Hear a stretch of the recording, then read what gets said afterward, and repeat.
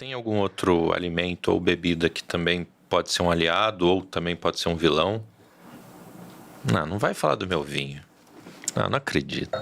O vinho É um aliado, né? é um vilão? Não. Bom, gente, esse foi o podcast. Foi um prazer falar com vocês. Acabou. Não acredito. Meu vinho é um vilão? Por quê? Vamos lá. O álcool é um vilão, né? Acima de tudo, bebida alcoólica é vilã na dor, no tratamento de dor.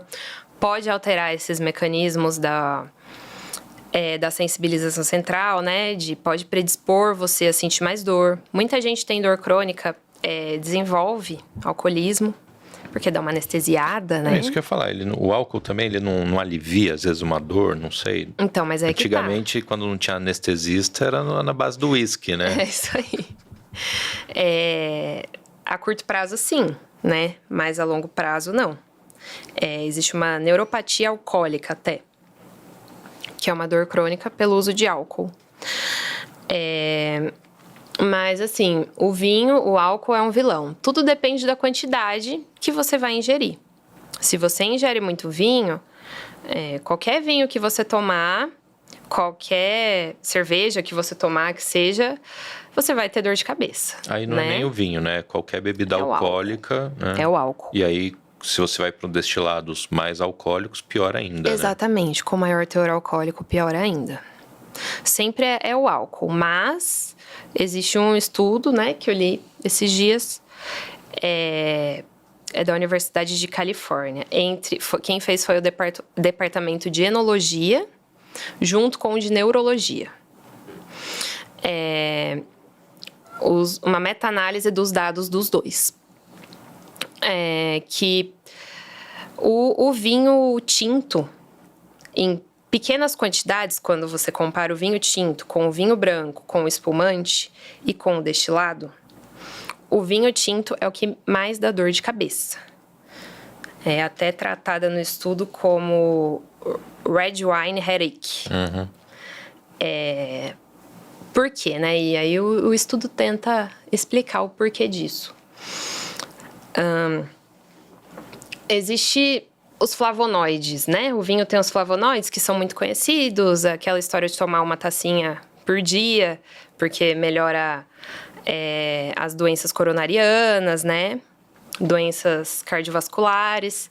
Os flavonoides, realmente, uma tacinha por dia, fazem bem para a saúde. Mas é o que o cardiologista falou. Nada é universalmente bom. Então, em altas concentrações... Ele resolveu o problema do cardiologista, mas criou um para o neuro, por exemplo. Exatamente. E... Então, existe o vinho tinto, um dos flavonoides é a quercetina. Ela inibe a enzima aldeído desidrogenase, que ela é uma das responsáveis pela metabolização do álcool. Não sei se você já ouviu falar em disulfiram. É um medicamento usado para tratar alcoolismo crônico. Você toma ele e você tem ressaca se você beber. Você obrigatoriamente vai ter ressaca. É uma das estratégias usadas para o alcoolismo. Caramba. Hoje em dia eu acredito que nem tanto mais, tá? É mais bupropiona mesmo, antidepressivo. Mas, assim, o disulfiram é famoso por isso, por dar ressaca nas pessoas. A quercetina age na mesma enzima que ele.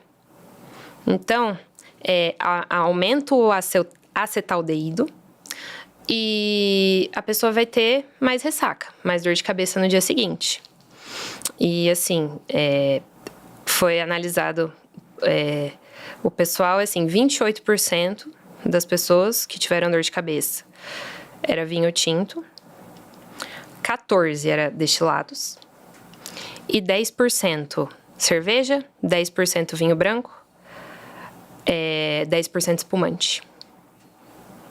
Embora você tenha alguma alteração, você não está nesse grupo. Assim, eu falo que a ressaca de vinho é a pior que existe. Mas, assim, é melhor pegar chikungunya do que ter ressaca de vinho. Isso é fato. Mas o espumante, para mim, é pior. Assim, quando você compara as mesmas quantidades, e óbvio que a gente está falando aqui de quantidades até um pouquinho exageradas, né? Mas se for só vinho tinto, de boa qualidade, esse é um outro ponto, beleza, 0. Agora espumante me pega, mas eu não fujo da luta, né? Se tem que beber, estamos aí.